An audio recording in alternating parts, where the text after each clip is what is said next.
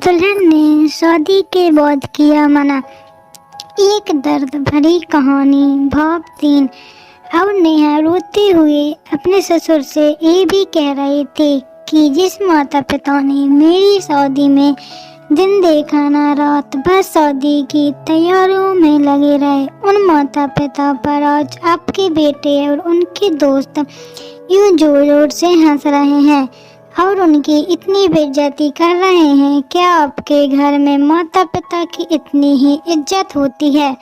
तभी नेहा के ससुर ने कहा कि बेटी, इतनी छोटी सी बात पर तुम इतना नाराज हो गई। तो नेहा ने अपने ससुर की बात को काटते हुए कहा कि बाबूजी, ये छोटी सी बात नहीं है। अगर शादी के बाद मैं भी आपकी इज्जत ना करूं तो आपको कैसा लगेगा? ये सुनते ही नेहा के ससुर ने शर्म के मारे अपनी आंखें नीचे कर ली। तभी नेहा ने कहा, लेकिन बाबूजी, आप चिंता न करिए, हमारे अंदर हमारे अच्छे माता पिता के संस्कार हैं। किसी की बेइज्जती करना, ये सब हमारे माता पिता ने हमें कभी नहीं सिखाया। ये सुनते ही नेहा के पिताजी दयाशंकर जी ने आंखों में आंसू लिए अपनी बेटी को गले से लगा लिया और उससे कहा कि बेटी, मुझे गर्व है कि तू मेरी बेटी है और अब तू शांत हो जा। बेटी, तुझे मेरी कसम, तू इन्हें माफ कर दे और खुशी खुशी अपने ससुराल चली जा। तभी नेहा का पति अविनाश भी नेहा के पिताजी और नेहा से हाथ जोड़कर माफी मांगता है और ये कहता है कि बाबूजी, मुझे माफ़ कर दो, सारी गलती मेरी ही है।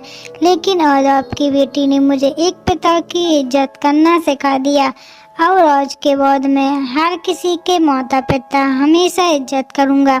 उसी वक्त नेहा के ससुर राधे श्याम जी भी आगे आकर अपनी बहू नेहा के सर पर हाथ रखकर कहते हैं कि मैं तो बहू लेने आया था, लेकिन ईश्वर बहुत कृपालु है, उसने मुझे बहू के रूप में एक बेटी दे दी और वो भी इतने अच्छे संस्कार वाले, जो कि माता पिता का भी इतना सम्मान करती है।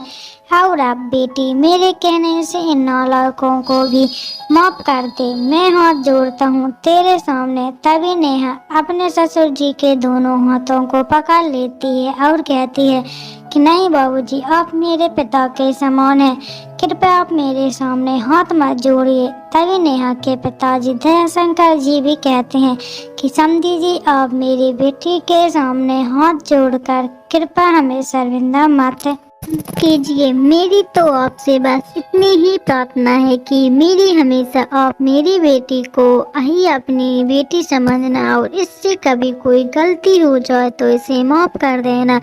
तो राधे श्याम जी ने अपने समधी दयाशंकर जी का हौसला बढ़ाते हुए कहा कि आप बिल्कुल चिंता मत करिए, बल्कि अब तो नेहा बेटी ही हमारे पूरे घर को संभालेगी और अब यही हमारे घर की लक्ष्मी है। ये सुनकर नेहा के पिताजी बहुत खुश हो जाते हैं और अपनी बेटी को खुशी खुशी विदा कर देते हैं। और नेहा अब राजी खुशी अपने ससुराल रवाना हो गई थी और अपने पीछे छोड़ आंसुओं से भीगी हुई अपनी माँ और पिताजी की आंखें और अपने पिता का वो आंगन, जिस आंगन में कल तक वह खूब हंसती खेलती